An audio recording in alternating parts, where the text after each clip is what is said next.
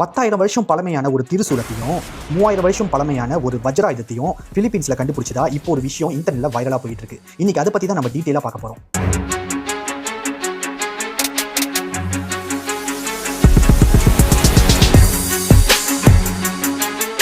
Indian researcher இவர் பேர் வந்துட்டு ஷேக் ஷாமீர் உசேன்.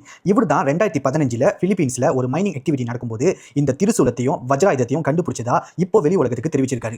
ஹிந்துஸோட சனாதன தர்மத்துக்கு சம்மந்தப்பட்ட இந்த திருசூலத்தையும் வஜ்ராயுதத்தையும் பிலிப்பீன்ஸில் கண்டுபிடிச்சனால கண்டிப்பாக அந்த காலத்தில் பிலிப்பீன்ஸுக்கும் இந்தியாவுக்கும் ஒரு ஸ்பிரிச்சுவல் கனெக்ஷன் இருந்திருக்கணும்னு சொல்லி இவர் தெரிவிச்சிருக்காரு. அது மட்டும் இல்லாமல் இவரோட ஒரு பர்சனல் எக்ஸ்பீரியன்ஸை மீடியாவுக்கு வந்து இவர் ஷேர் பண்ணியிருக்காரு. அது என்னன்னா, இந்த திருசூலத்தை கண்டுபிடிச்ச பிறகு திடீர்னு ஒரு நாள் இரவு நேரத்தில் அவர் படிக்கறையில் இருக்கும்போது ஒரு பாம்பு வந்து அவர் வந்து கொத்திட்டதாகவும் அதனால் அவர் வந்து ஹாஸ்பிட்டலில் கொஞ்ச நாள் இருந்து அதிர்ஷ்டவசமாக உயிர் பிழைச்சி வந்ததாக சொல்லியிருக்காரு. ஸோ ஃபைனலாக இந்த திருசூலத்தையும் வஜ்ராயுதத்தையும் ஏலம் விட போகிறதா வந்து இவர் தெரிவிச்சிருக்காரு.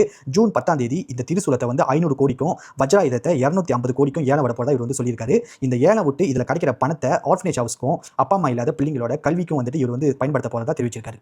ஸோ ஃபைனலாக வீடியோ முடியறதுக்கு முன்னுக்கு இந்த விஷயத்தை நம்பலாமா? ஏன்னா சில பேர் வந்து இது வந்து உண்மை இல்லை, இது வந்து பொய்ன்னு கூட சொல்கிறாங்க.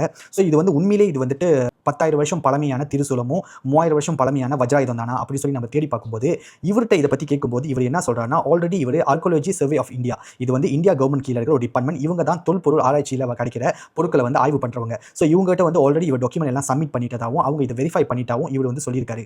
ஆனால் கவர்மெண்ட் சைட்லேருந்து இது வரைக்கும் எந்த ஒரு அஃபிஷியல் கன்ஃபர்மேஷனும் இதில் கொடுக்கல.